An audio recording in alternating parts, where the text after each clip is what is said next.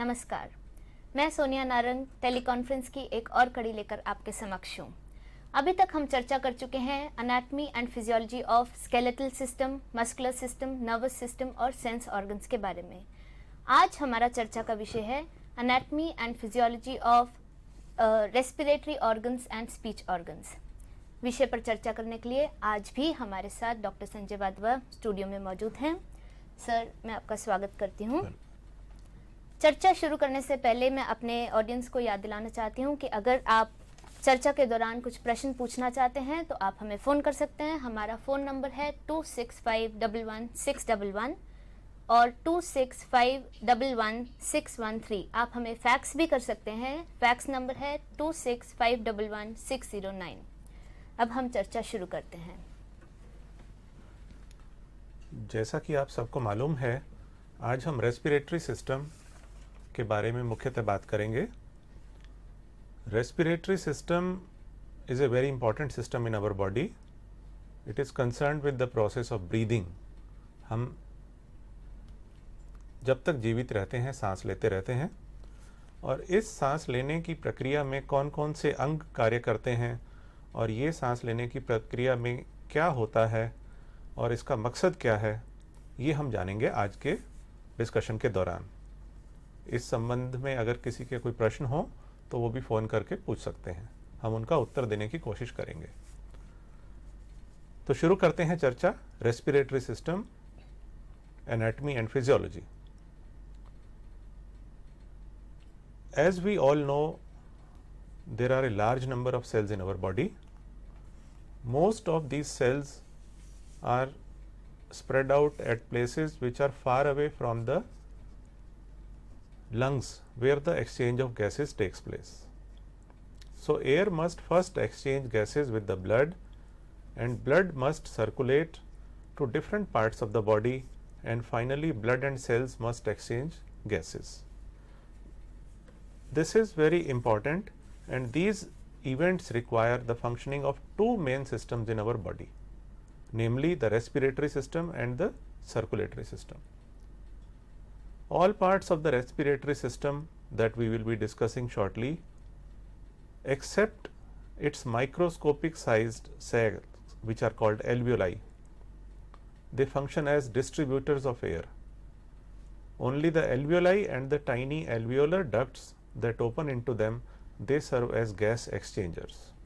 We will know more about these things as we progress during our topic of discussion.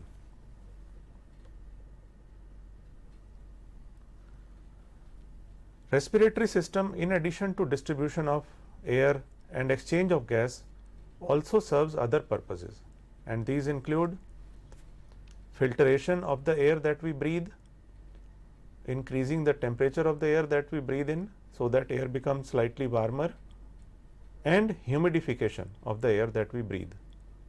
By humidification, we mean that the water content in the air increases. This is very essential so that if it is a dry and cold air that is allowed to go into our respiratory system, it can cause discomfort to our upper respiratory passages. So before it enters into our deeper structures of the respiratory system, the air is filtered so that dust particles and other harmful things in the air, they are not allowed to enter into our systems. The air is warmed and humidified. The respiratory organs, in addition to these functions that we have just now mentioned, they also perform some other functions, and that includes influencing the production of sound during speech. There are certain specialized epithelial cells in the respiratory tract upper part, that is in the roof of the nose, which act as sense organs for the sense of smell, and this topic we had covered in some details yesterday. Respiratory system also plays an important role in the regulation of homeostasis in the body. Homeostasis is the process of maintaining a proper balance of different substances in our body so that there is no harmful effect because of depletion of some items or excessive quantities of some items. This diagram shows different parts of the respiratory system. At the upper part there is nose, external nose and the nasal cavity. External nose is the protruding part of the nose that we see on the face. The internal nose or the nasal cavity is hidden in our face. Then there is next part which is pharynx, and it is divided into three parts from above downwards: nasopharynx, oropharynx and laryngopharynx. The nose and the pharynx, they form the upper respiratory tract. Below the pharynx there is a part of the respiratory system which is called larynx. Then there is trachea. This is the windpipe that we can feel in the front of our neck.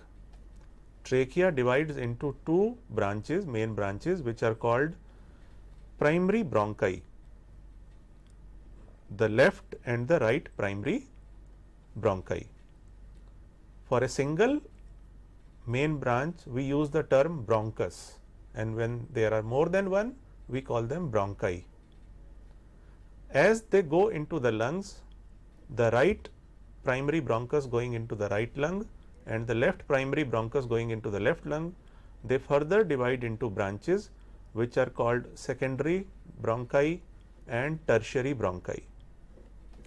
And finally, they branch into further thinner tubular structures which are called bronchioles, and bronchioles divide into branches which are called alveolar ducts, and alveolar ducts end into the final part of the respiratory system which are called alveolar sacs. We will be knowing about each of these parts as we progress during our lecture.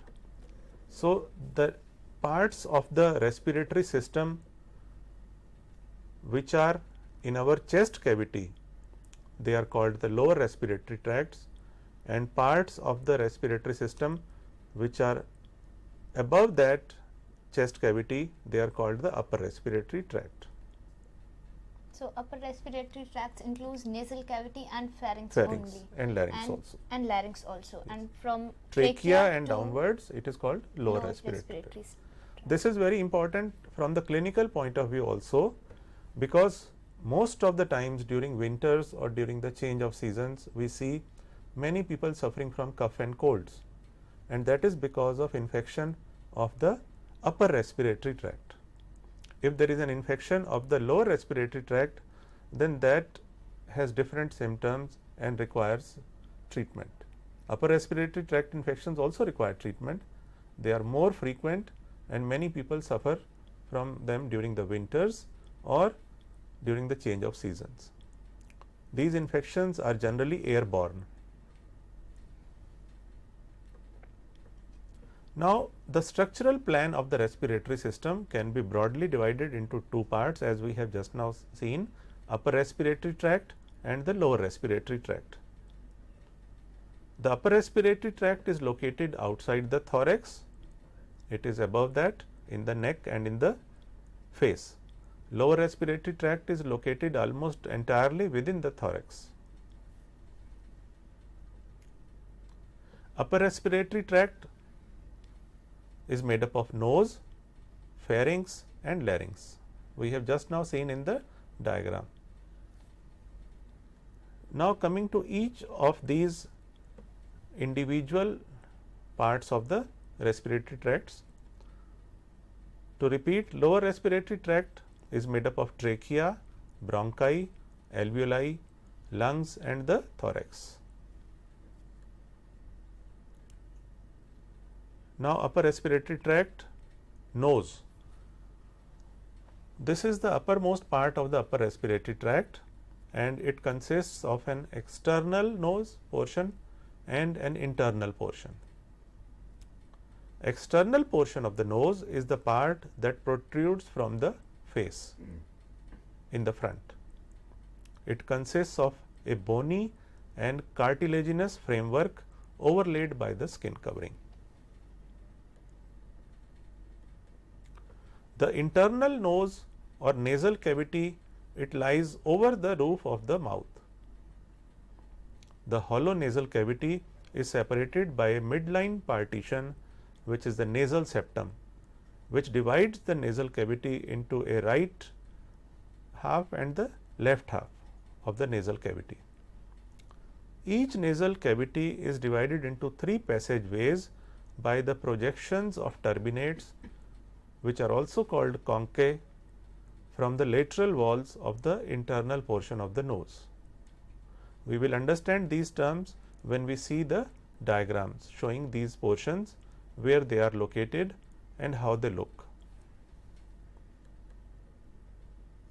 The nose serves as a passageway for air going to and coming from the lungs. Air that enters through the nasal cavity is filtered, warmed, moistened and chemically examined for substances that might prove irritating to the respiratory system. It is a common experience that if you are exposed to dust suddenly, or there are certain chemical fumes in your vicinity, suddenly you start feeling irritation in the nose and there is a bout of sneezing. This is a protective action, and this is at the level of the nose, and this is as a result of chemical examination of the substances which would prove irritating and harmful if they are allowed to enter into our respiratory system. So, our nose doesn't only help on, it's not only for smelling, but it helps in all these other functions also. It warms the air that we are breathing in, it humidifies it and filters the air. In the roof of the nasal cavity are certain specialized cells which are receptors for the sensation of smell, that we had covered in details yesterday. Nose is the special sense organ for the smell. The sense of smell is also called the sense of olfaction, and also there is another function performed by the nose. The nasolacrimal duct opens into the nasal cavity. It is a duct which carries the tears from the eyes into the nose. Tears are secreted by the lacrimal glands, which are in the upper outer part of the eyes. Now, this is the diagram to show in detail the structure of the nasal cavity. This is the roof of the nasal cavity, and this is what we see, the lateral wall, and there are three large projections into the nasal cavity from the lateral wall. These are superior turbinate, middle turbinate and inferior turbinate, and they divide the nasal cavity into three passageways. The front portion of the nasal cavity is called vestibule. Posteriorly, the opening is called posterior nares. As in the diagram, we can see there is a hollow cavity above the nasal cavity. This is the frontal sinus.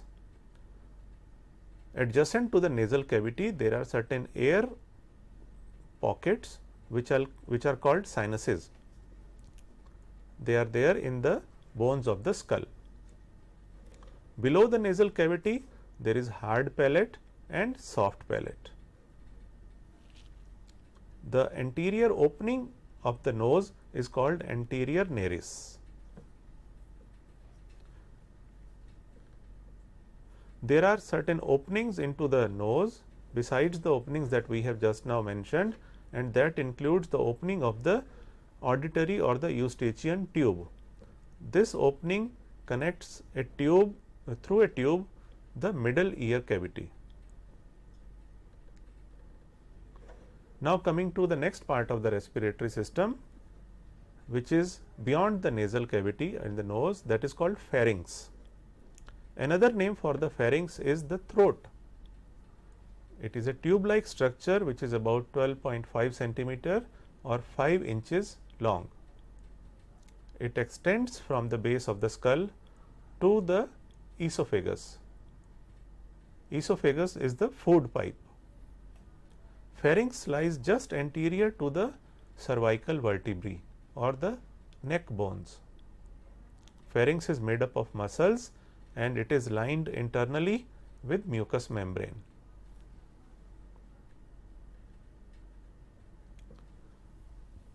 Pharynx has three anatomical parts or divisions. The upper part, which is called nasopharynx, next part is the oropharynx, and below that is the laryngopharynx. Nasopharynx is located behind the nose, oropharynx is located behind the mouth, and laryngopharynx is located below that. Pharynx has 7 openings. The right and the left auditory tubes or the eustachian tubes, they open into the nasopharynx. 2 posterior nares opening into the nasopharynx, the opening from the mouth into the oropharynx, the opening into the larynx, and the opening into the esophagus. This diagram explains the appearance of the structures that we have just now mentioned. In the upper part is the nasal cavity that we had shortly discussed before that, and this part is the nasopharynx, and below that is the oropharynx, and underneath that is the laryngopharynx.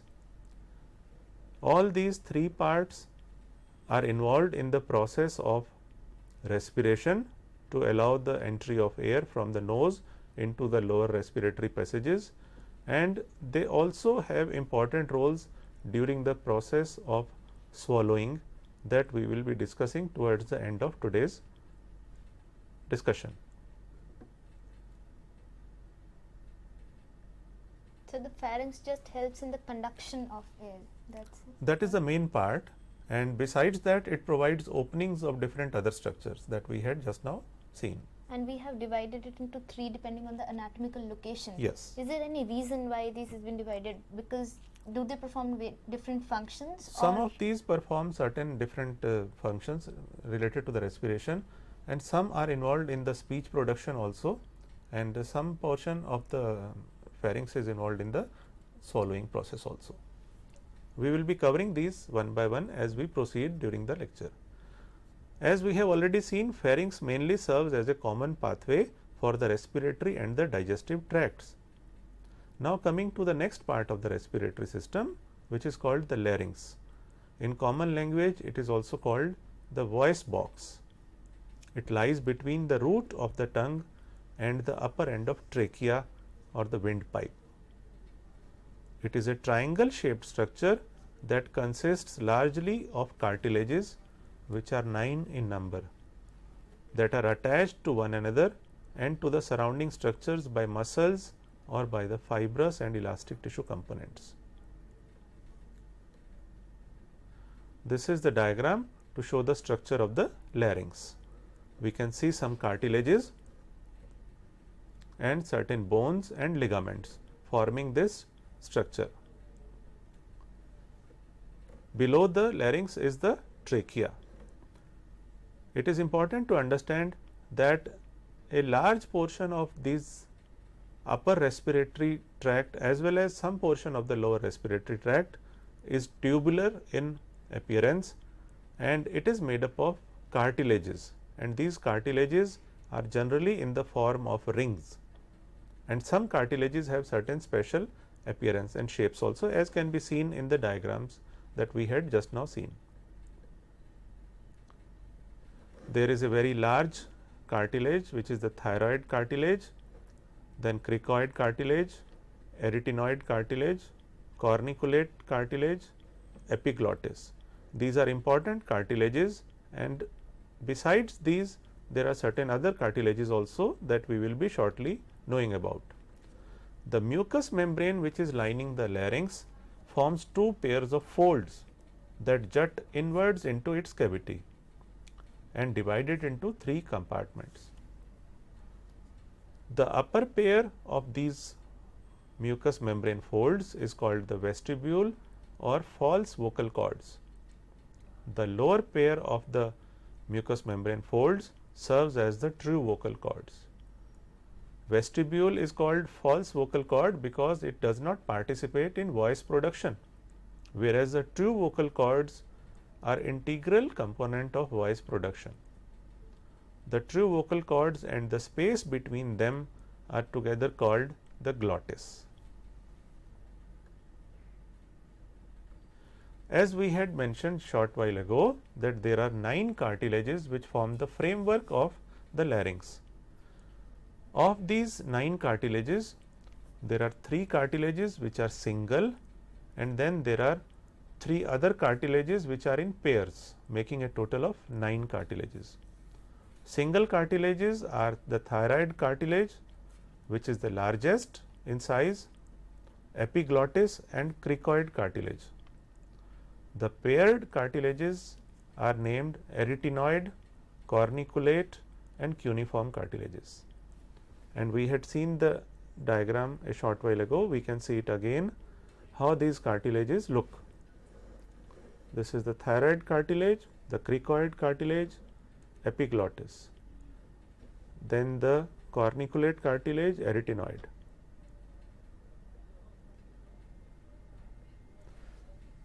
Arytenoid cartilages are the most important of the paired laryngeal cartilages.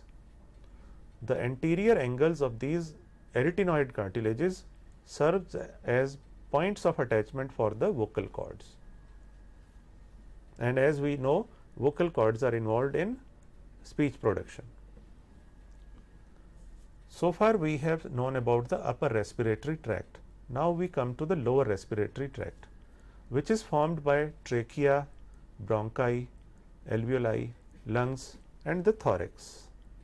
We will try to know about each of these shortly. Now trachea. In common language it is called the windpipe. It is a tubular structure which is about 11 centimeters long. Its diameter measures about 2.5 centimeters or 1 inch. It extends from the larynx in the neck to the primary bronchi in the thoracic cavity, and we can feel a portion of the trachea in the lower part of front of our neck. Smooth muscles fashion the walls of the trachea, and there are cartilage rings which are embedded in the smooth muscles. These cartilage rings are not complete rings, but they are partial rings in the form of the English alphabet C. The cartilaginous rings are incomplete on the posterior surface. Trachea performs a simple but very vital function. It furnishes part of the open passageway through which air can reach the lungs from the outside. Obstruction of trachea for even a few minutes can cause death from asphyxiation. So, it is very important part of the respiratory system which should remain patent so that air can come into the lungs and can go out from the lungs. Trachea divides at its lower end into 2 main bronchi which are called primary bronchi. On the right side it is called the right primary bronchus, and left side it is called the left primary bronchus. Each primary bronchus enters the lung on its respective side. That means the right primary bronchus entering the right lung and left primary bronchus entering the left lung, and it immediately divides into smaller branches which are called secondary bronchi. Secondary bronchi continue to branch and divide and form tertiary bronchi and smaller bronchioles. For most part up to this level, these tubular structures have rings of the cartilages. तो एक trachea से ही bronchi निकलते हैं और वो bronchi divide करते करते और पतली पतली ट्यूब्स में बढ़ते जाते हैं, जिनके नाम primary bronchi, secondary bronchi, tertiary bronchi और फिर वो ब्रोंकियोल्स बन जाते हैं. Trachea and two primary bronchi and their many branches, they resemble an inverted tree with its branches, and they are also spoken of as the bronchial tree. We can appreciate this fact when we see this picture. It is the hardened pattern of the bronchial tree upside down. This is the stem of the tree and this is the main branch which divides into other branches, and other branches divide into further branches, and it looks like an inverted tree, and because of this appearance this is called bronchial tree.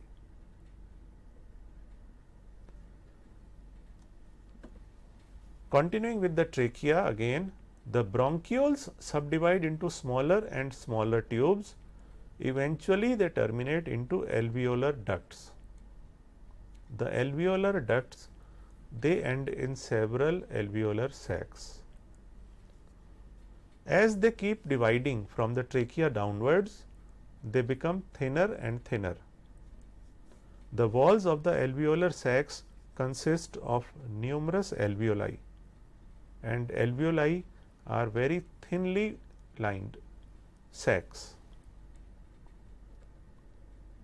The structure of an alveolar duct with its branching alveolar sacs can be considered similar in appearance to a bunch of grapes. We can appreciate this term when we look at the diagram to show that.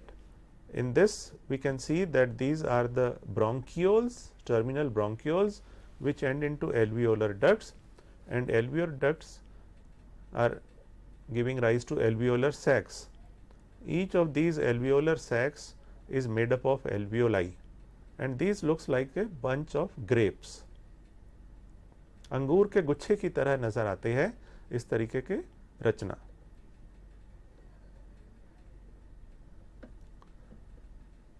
This is the larger representation of the similar things that we were discussing just a while ago. The terminal bronchiole dividing into the alveolar duct, and alveolar duct giving rise to alveolar sac, and each of the alveolar sacs is made up of a large number of alveoli. Alveoli are important because this is where the exchange of gases takes place. From the air that we breathe in, oxygen is taken in to the blood and carbon dioxide is released from the blood. We breathe in air so that we can get oxygen, and we breathe out so that we can get rid of carbon dioxide. And this is the section of the alveolus surrounded by some blood vessels which contain red blood cells and other cells, and in this we can see that from the alveolar part oxygen is going into the blood, into the red blood cells, and from the red blood cells carbon dioxide is coming out into the alveolus. This is the most important process of the respiratory system, and it takes place at the level of the alveolus. In order for this process to happen satisfactorily, the membranes of the alveoli have to be very thin so that gases can be exchanged easily. We all know that oxygen gets bound to the hemoglobin which is there in our red blood cells, and then it gets distributed to different parts of our body. Every cell requires oxygen to survive. Lungs are cone shaped organs of the respiratory system. They extend from the diaphragm below to a point slightly above the clavicles or the collar bones above, and they lie against the ribs both anteriorly and posteriorly. This is the diagram to show the extent of the lungs. As we have seen, they are cone shaped structures one on each side, the right lung and the left lung. The base is bigger and wider, the apex is narrower and pointed. The base rests on the diaphragm and apex reaches just above the collarbone or the clavicle. This is from the front that we can see the extent of the lungs, and this is from the back. These lungs are protected by the rib cage, and we had seen that one of the important functions of the skeletal system is to provide protection to internal organs as well. This is the photograph of the lungs as they look. This is the apex of the lung, which is relatively pointed part. It is at the top of the lungs, and this is the lower part or the base of the lungs, which is wider. This is the trachea dividing into the right main bronchus and the left main bronchus. Along with that, there are certain large blood vessels, the pulmonary arteries and the pulmonary veins. Pulmonary arteries and the veins, they carry the blood to and from the lungs. The medial surface of each lung is roughly concave. The right lung medial surface is concave, the left lung medial surface is concave. This is to allow room for the mediastinal structures and for the heart. Mediastinum is the cavity between the two lungs. It is in the thorax. It houses different organs. The concavity is greater on the left side than on the right side because of the portion of the heart. Heart is located in the middle and slightly to the left of our chest, and the concavities are there in the lungs to accommodate proper positioning of the heart. The broad inferior surface of the lungs rests on the diaphragm. Diaphragm is a thick muscular membrane or the partition which divides the thoracic cavity from the abdominal cavity. It also serves very important function in the respiration. The upper margin of the lung is pointed and it is called the apex. The costal surface of each lung, that means the surface of the lungs which is underneath the ribs, it lies against the ribs and is surrounded, it is rounded to match the contours of the thoracic cavity. Each lung is divided into lobes by fissures. The left lung is partially divided into two lobes, the superior lobe and the inferior lobe. The right lung is divided into three lobes, the superior lobe, middle lobe and inferior lobe.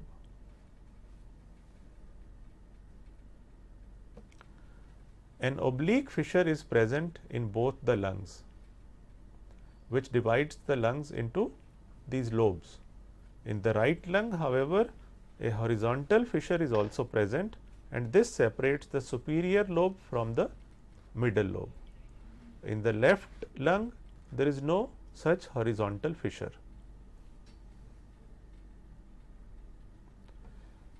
After the primary bronchi enter the lungs, we have seen they branch into secondary bronchi. These secondary bronchi are also called lobar bronchi because they enter each lobe of the lung.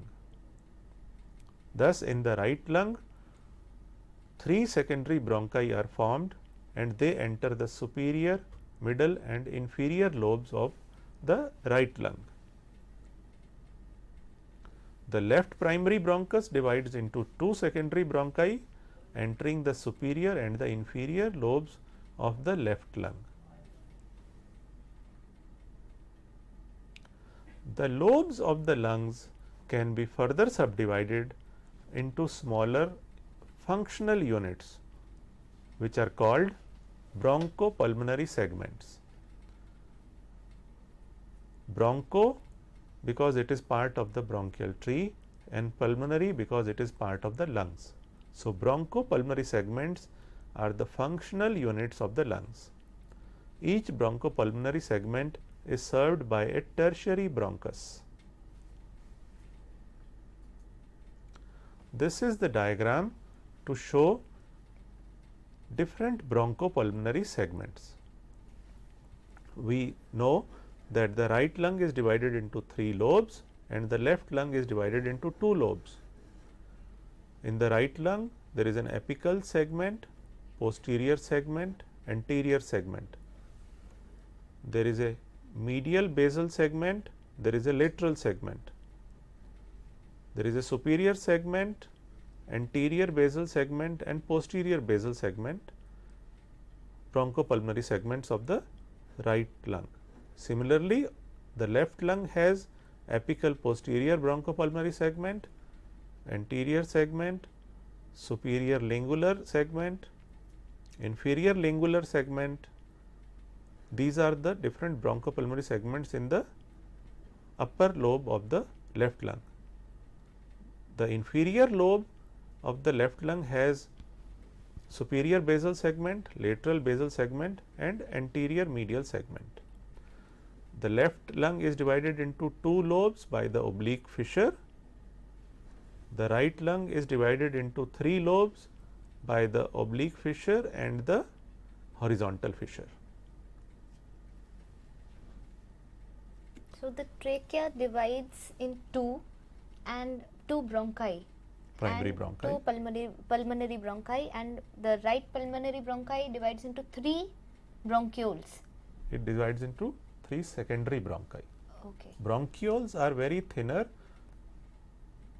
branches which are much smaller and they are distributed into the bronchopulmonary segments further down. So, secondary bronchioles are 3 and 2 in number, Yeah. depending on the which side they are. Which side. The interior of each bronchopulmonary segment consists of almost innumerable tubes which are of dwindling diameter that make up the bronchial tree that we had seen diagrammatically a short while ago, and they serve as air distributors. The smallest tubes terminate in the smallest but functionally important structures of the lung, which are the alveoli or the gas exchangers. According to some estimates, if the lungs alveoli, which have been estimated to be about 300 million in numbers, if they could be opened up flat, they would form a surface about the size of a tennis court, which is about 85 square meters or more than 40 times the surface area of the entire body. The surface area of an adult male person is roughly 2.1 square meters. So, there are so many alveoli present in the body, in the lungs. And that is why they are able to effectively exchange gases and allow its distribution through the blood to different parts of the body. Now, coming to the other part of the respiratory system, the thorax. So far, we have known about some parts of the respiratory system, the upper respiratory system and the lower respiratory system. Now, coming to thorax. Thoracic cavity has 3 divisions separated from each other by partitions of pleura. Pleura is a membrane which covers the lungs and the inside of the thoracic cavity, and there is a small amount of space filled with small amount of fluid. It allows expansion of the lungs when we breathe the air in, and it allows their shrinking back when we breathe out. The parts of the cavity occupied by the lungs are the pleural divisions. There are 2 lungs, so there is right pleural division and the left pleural division, and the space between the lungs occupied mainly by the esophagus, trachea, large blood vessels and heart is called the mediastinum. So, these form the 3 divisions of the thorax or the thoracic cavity, and we can see these in a diagram. If we cut the human body horizontally at this level, then this is what we see. Behind there are vertebrae, in the front there is sternum. This is the right lung, this is the left lung, and in between there is mediastinum, which is housing the heart, blood vessels, trachea and other structures. So, this is the right division of the mediastinum, this is the left division, and this is the third division, which is called the mediastinum. These are covered by membrane, which is the pleura. The outer pleura is called parietal pleura. The inner pleura, which covers the lungs, is called visceral pleura, and in between these two there is intrapleural space. Thorax plays a major role in respiration because of the elliptical shape of the ribs and the angle of their attachment to the spine. The thorax becomes larger when the chest is raised, and it becomes smaller when the chest is lowered. When we breathe in, the chest rises and the thorax size increases. When we breathe out, the chest goes down and the size of the thoracic cavity reduces. An even greater change in thoracic volume occurs when the diaphragm contracts and relaxes.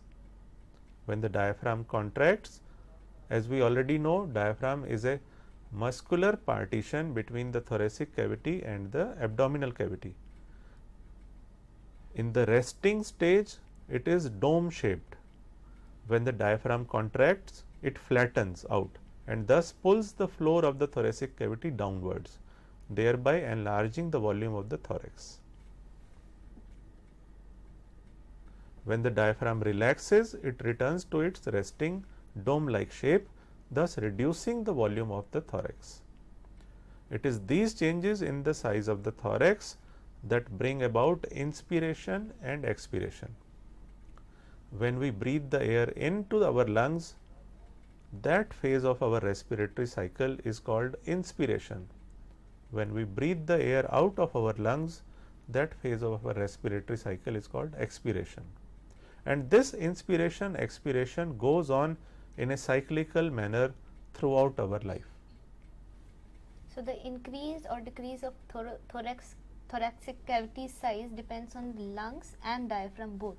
It depends upon the appearance of the ribs, the way they are attached, action of certain muscles which are between the ribs, as well as action of the large muscle, which is the diaphragm. Now, this is lungs do not play. Lungs also play when a the role. thorax expands. So, air goes into the lungs as a result of the negative pressure which is created. Okay. Lungs do not have muscles in them Okay. to expand or shrink it on its own. So, it is because of the movement of thoracic cavity we inspire or expire. Yes, that is true. And all these processes are controlled by a very vital structure which is in the medulla oblongata, which is in the brain, which regulates this kind of alternate rhythmic cyclical movement to allow the air into our lungs and to allow it to go out. Now, in this diagram we can see the terminal bronchioles, alveolar sacs and the alveoli, and these are the blood vessels.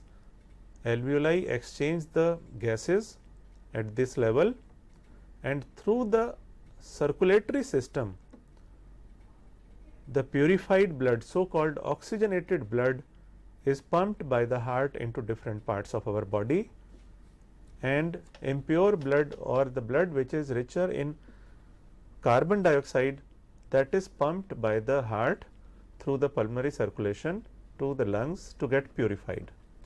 And this process of respiration is controlled by respiratory control centers which are in the brain.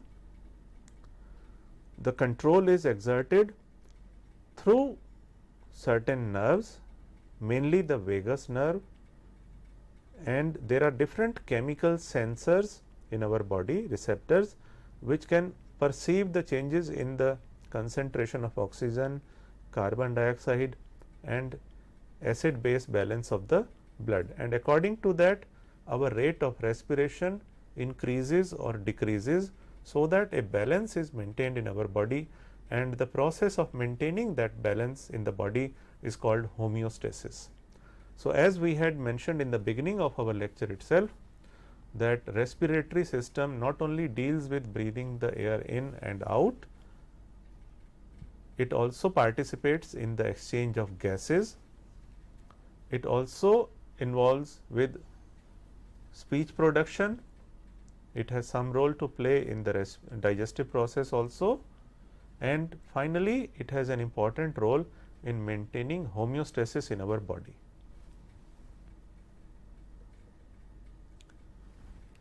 We'll just summarize little bit. अभी तक sir ने बताया हमें respiratory system के बारे में, जिसमें knows से लेके उन्होंने हमारे साथ थोरैक्सिक कैविटी की बात की है. इन्होंने बताया कि अपर रेस्पिरेटरी सिस्टम और लोअर रेस्पिरेटरी सिस्टम में हम रेस्पिरेटरी सिस्टम को डिवाइड कर सकते हैं. और अपर रेस्पिरेटरी सिस्टम में सर ने बताया कि नोज, हमारी नेजल कैविटी, फेरिंक्स और लैरिंक्स आते हैं. और लोअर रेस्पिरेटरी सिस्टम में ये ट्रेकिया से शुरू होता है. ट्रेकिया से ब्रोंकाई बनते हैं. ब्रोंकाई में primary bronchi, then secondary bronchi and tertiary bronchi बनते हैं. और ब्रोंकाई से ही ब्रांचेस ब्रोंक्यूल्स बनती हैं. और ब्रोंक्यूल्स से you have small little sacs, those alveolar ducts और alveolar ducts से alveolar sacs. alveolar sacs बनते हैं. और sacs बनते हैं alveoli से, जहाँ पर exchange of gases होता है. ओके, sacs बनते हैं alveoli से, एंड alveoli की जगह पे exchange of gases होता है, जहाँ पे हम जो ऑक्सीजन लेते हैं वो कंज्यूम हो जाती है और कार्बन डाइऑक्साइड हम बाहर निकालते हैं. सर ने हमें इंस्पिरेशन और एक्सपिरेशन के बारे में भी बताया कि किस तरह से हम सांस अंदर लेते हैं और बाहर लेते हैं, और सांस लेने की विधि भी बताई, और किस तरह से प्रेशर हमारी बॉडी में कम हो जाता है और हम अंदर सांस लेते हैं, और जब प्रेशर हमारी बॉडी में ज़्यादा हो जाता है हम सांस को बाहर फेंकते हैं. ये हमें बताया सर ने. और लंग्स के बारे में भी इंफॉर्मेशन दी है. यहाँ पे एक छोटा सा सवाल करना चाहूँगी मैं सर से. सर, ये नॉर्मल ब्रीदिंग पैटर्न हमने बताया कि थोरैक्सिक कैविटी जिस तरह से एक्सपैंड होती है तो हम सांस अंदर लेते हैं. कुछ लोग एब्डोमिनल ब्रीदिंग भी करते हैं. ओके, एक फ़ोन कॉल लेंगे पहले और उसके बाद ये क्वेश्चन डिस्कस करेंगे. We have a phone call from Chennai. Hello. Hello, yes. Hello. Hello. Yes, I can hear Hello. you. Please ask your question. Afternoon, ma'am. Hello. Hello. Yes, Good I can afternoon, hear. ma'am. Good afternoon. I'm calling up from Spastic Society of Tamil Nadu, Taramani. Okay. Ma'am, I have we have parents and the trainees here. Okay. And ma'am, we have parents and the trainees here. Mm-hmm. I've got few questions to ask, ma'am. Yes, please ask. Hello. Yes, please ask your questions. Kindly, sir. Good afternoon, sir. Warm.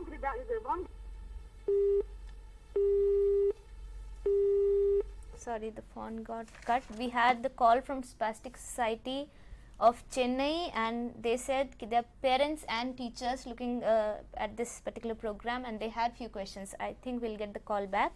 And we were discussing about abdominal breathing. Yes. Now, we have so far discussed about what is the role of the thoracic cavity and role of the diaphragm in breathing in and breathing out. Abdominal muscles also play some role in the process of breathing. We can make them play some role. If we contract our abdominal muscles, then that contraction of the abdominal muscle increases the pressure in our abdominal cavity. As a result of increase in the pressure in our abdominal cavity, the diaphragm gets pushed up, and when the diaphragm gets pushed up, then it pushes the air out of the lungs.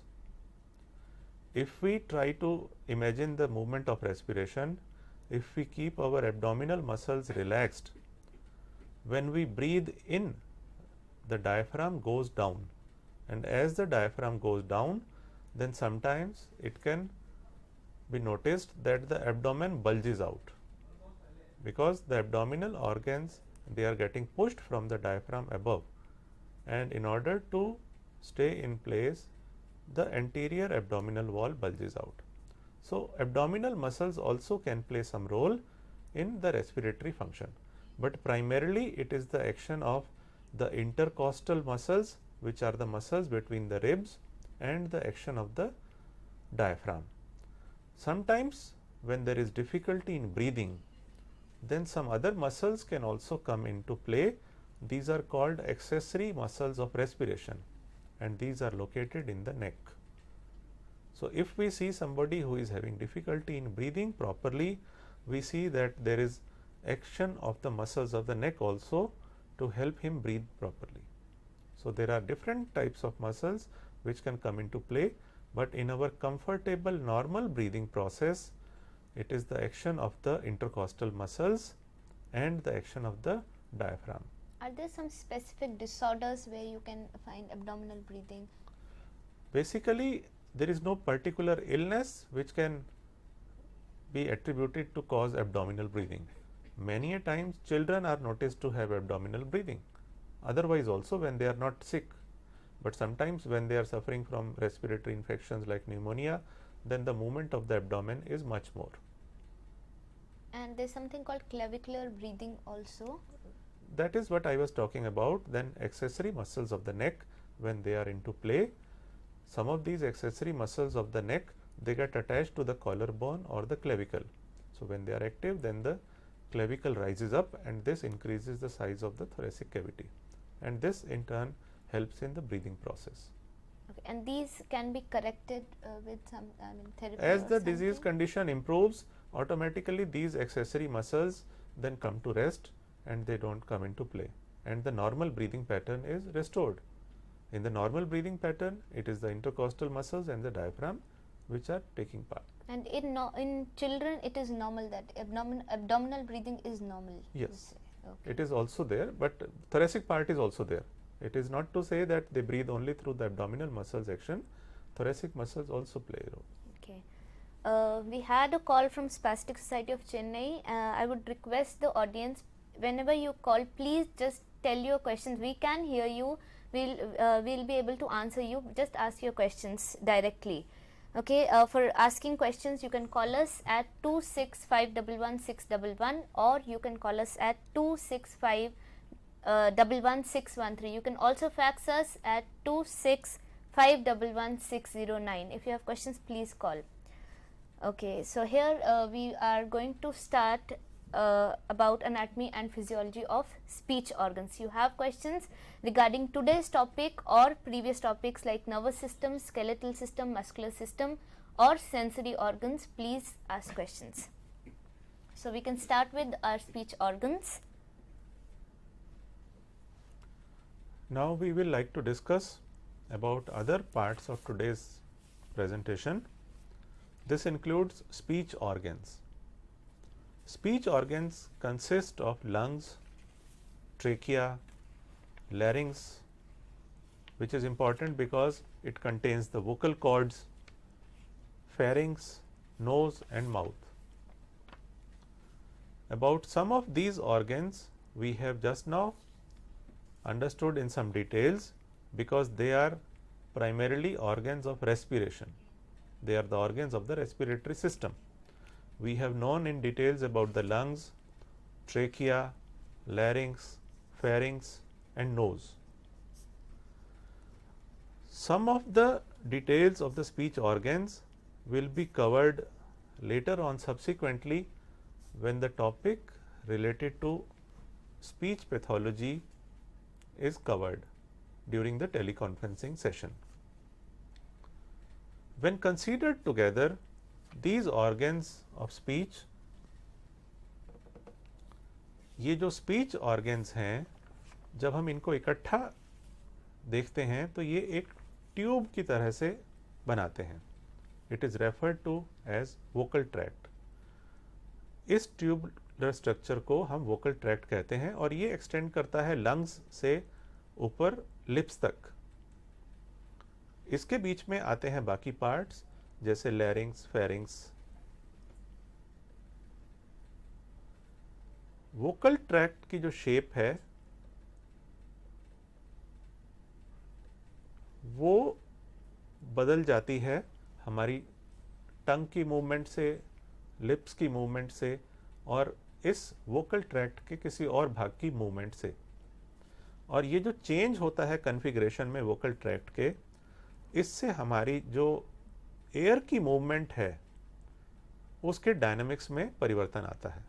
Sir, if you could tell our viewers, vocal tracts includes what all?